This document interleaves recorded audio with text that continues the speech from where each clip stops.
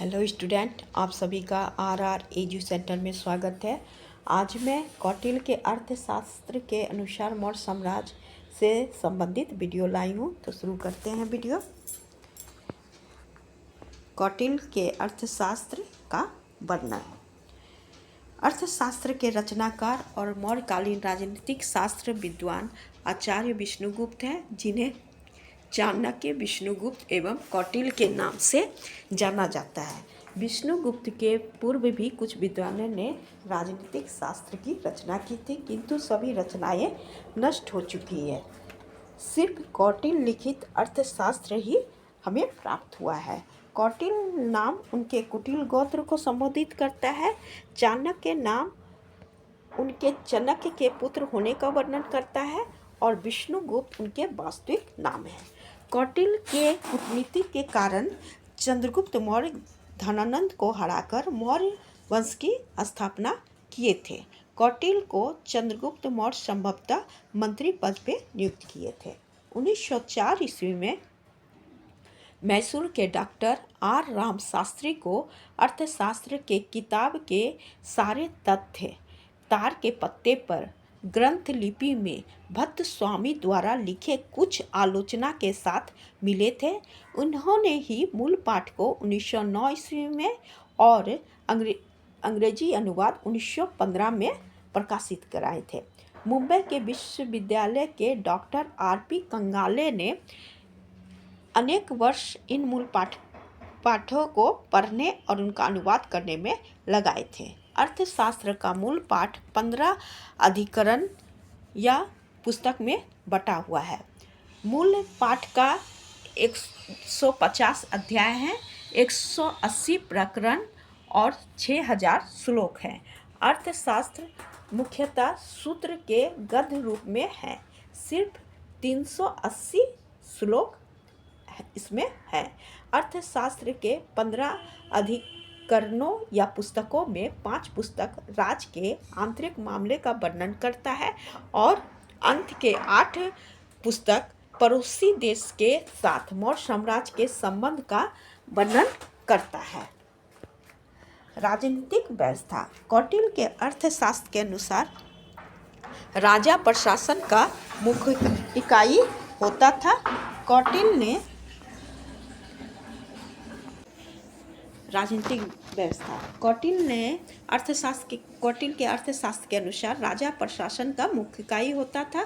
कौटिल्य ने सप्तांग सिद्धांत के तहत राज्य के 7 तत्वों के सिद्धांत की व्याख्या की है। उनके अनुसार राज्य निम्न तत्वों से मिलकर बना है: स्वामी, अमात्य, जनपद, दुर्ग, कोष, बल और मित्र।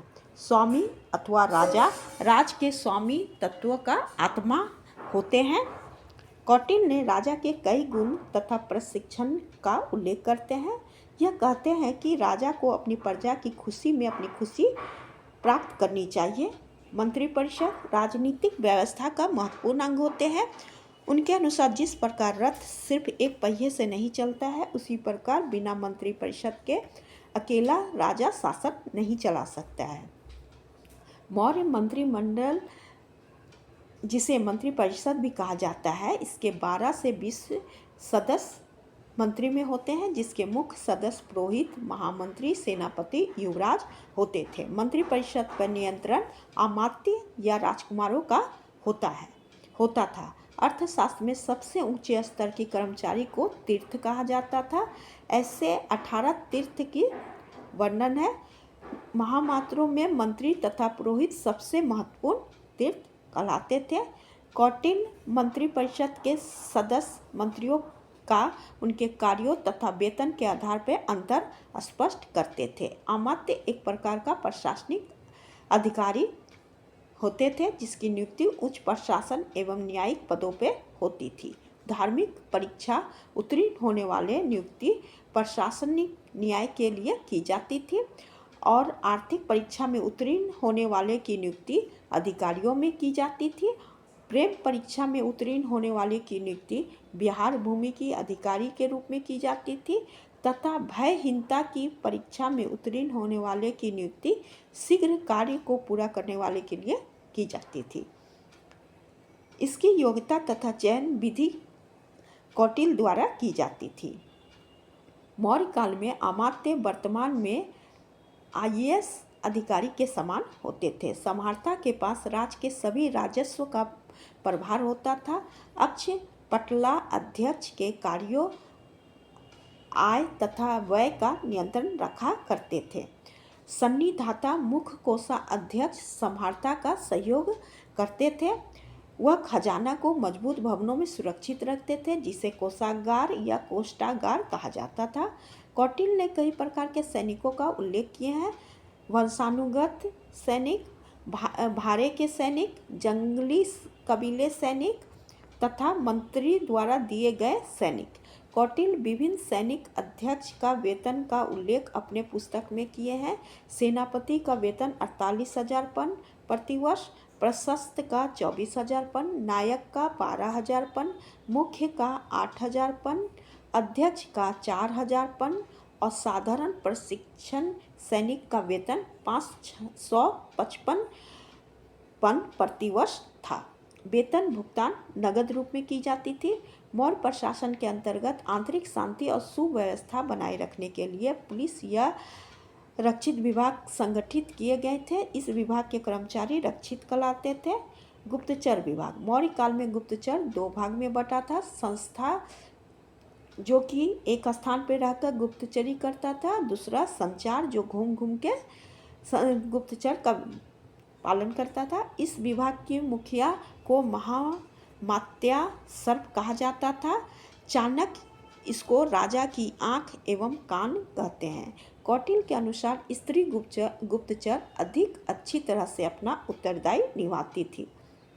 भौतिक कल्याण। कौटिल्य के अर्थशास्त्र के अनुसार भौतिक कल्याण सर्वोपरि है। धर्म, कर्म और मोक्ष की प्राप्ति भौतिक कल्याण पर निर्भर करती है। प्राचीन काल में भूमि की प्राप्ति भौतिक कल्याण का मुख्य स्रोत था। इसलिए कौटिल्य ने राजा को भूमि अधिग्रहण करने अनिवार्य बताए हैं।